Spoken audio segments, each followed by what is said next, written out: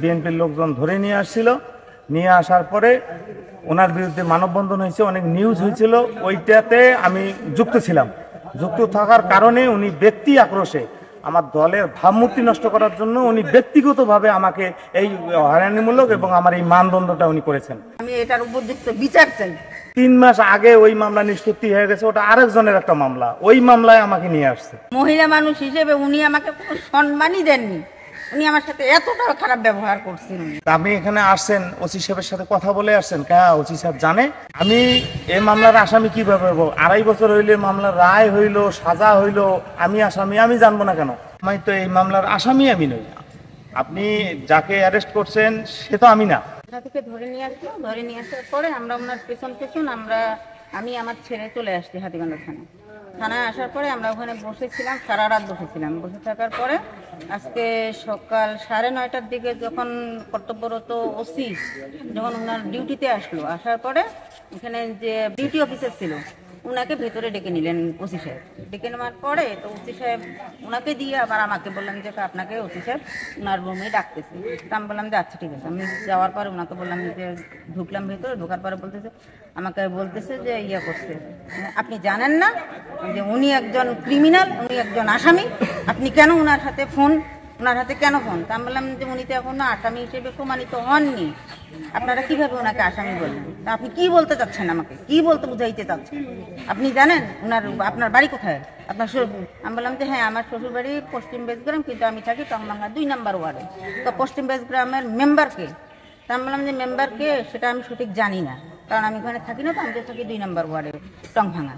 তো বলতেছে যে টংভাঙা চেয়ারম্যানের নাম জানেন আপনি? তা আমি বললাম হ্যাঁ, আমি নাম জানি। তো আমার চেয়ারম্যানের নাম বলছি আমি। বলার পরে তো উনি আমাকে বললো যে করছে, আপনি এখনই পশ্চিম বেজগ্রামে আপনার মেম্বারের সাথে যোগাযোগ করে প্রকৃত আসামিকে ধরে আনবেন, ধরে আনার পরে আপনার আসামিকে আপনি বের করে নিতে হবে।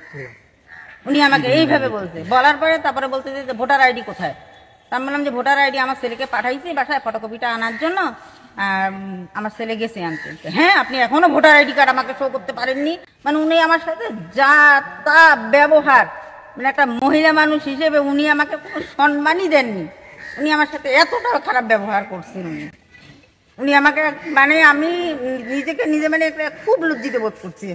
আমি চাই একজন মহিলা হিসেবে উনি যে অপমান করছে আমি তার এখান থেকে আমি তার স্ট্যান্ড রিলিজ চাই। আমি এটার উপযুক্ত বিচার চাই এবং আমি ওনার স্ট্যান্ড রিলিজ চাই।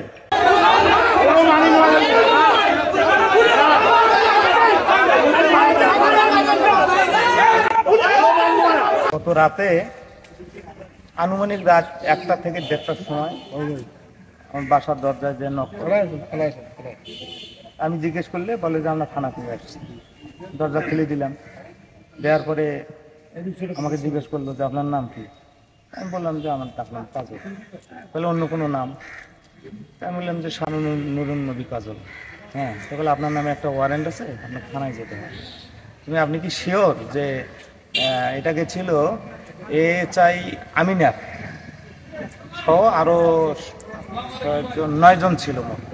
তো আমাকে যখন বলে যে থানায় যেতে হবে, তুমি আমার মামলা পেলে আপনার নামে ওয়ারেন্ট আছে, তখন কাগজটা দেখাইলো আমাকে। তুমি আমার নাম তো এটা নয়, আমার নাম তো শাহ নুরুন নবী কাজল, আর এখানে আছে মোহাম্মদ নুরুন নবী ইসলাম, ঠিকানা পশ্চিম বেজগ্রাম, এই নামে তো আরো লোক থাকতে পারে। আপনি এখানে আসছেন, ওসি সাহেবের সাথে কথা বলে আসছেন? হ্যাঁ, ওসি সাহেব জানে। হ্যাঁ, উনি আমাকে পাঠাইছি। যদি আপনার কোনো সন্দেহ হয় তাহলে আপনি ওখানে যে ওনার সাথে কথা বলেন। আমাকে নিয়ে এসে থানায় এসে আমি দেখি ওসি সাহেব নাই। তারপরে ওনাকে ডেকে আনার পরে উনি বলল যে এই মুহূর্তে এটা নিয়ে কিছু করা যাবে না। তা আমি তখন বললাম যে আমি তো এই মামলার আসামি আমি নই।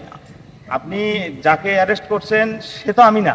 আমি এই মামলার আসামি কিভাবে হবো? 2.5 বছর হইলে মামলার রায় হইলো, সাজা হইলো, আমি আসামি, আমি জানবো না কেন? তাহলে এই বিষয়গুলি নিয়ে কালকে দেখা যাবে। হ্যাঁ, আপাতত আপনি থাকেন, আমি ঘুমাবো। তখন আমি ওনাকে বললাম যে উনি ইতিপূর্বে আরো একটা ছিল, ওনার বিরুদ্ধে একটা এলিগেশন ছিল, আরো বেশ কিছু বিএনপির লোকজন ধরে নিয়ে আসছিল। নিয়ে আসার পরে ওনার বিরুদ্ধে মানববন্ধন হয়েছে, অনেক নিউজ হয়েছিল, ওইটাতে আমি যুক্ত ছিলাম। যুক্ত থাকার কারণে উনি ব্যক্তি আক্রোশে আমার দলের ভাবমূর্তি নষ্ট করার জন্য উনি ব্যক্তিগতভাবে আমাকে এই হয়রানিমূলক এবং আমার এই মানদণ্ডটা উনি করেছেন। আমাকে রাখা হয়েছিল, আমাকে আনুমানিক ওই 1:30টার সময় নিয়ে আসছে, আমাকে আজকে সকাল 11টা পর্যন্ত আটকে রেখেছিল হাজতে। ছাড়ার সময় বললো যে আমার নির্দোষ, আমার তো কোনো মামলাই নেই।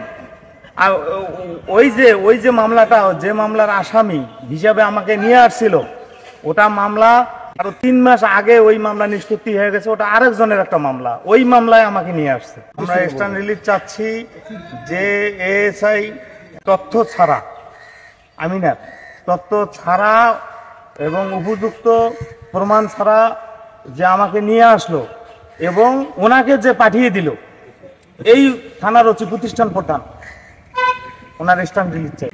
আমি এটার উপযুক্ত বিচার চাই এবং আমি ওনার স্ট্যান্ড রিলিজ চাই।